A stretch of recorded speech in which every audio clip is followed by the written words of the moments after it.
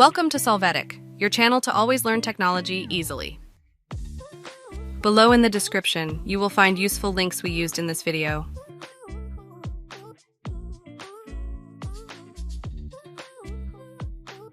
Today in Solvetic, we will see how to enable Chrome browser cookies. Open your Chrome browser. There, click on the menu and then open Settings.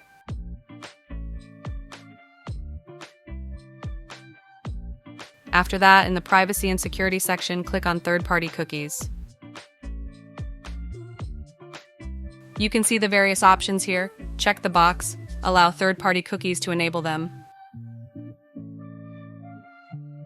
Hey, remember to subscribe Solvetic channel.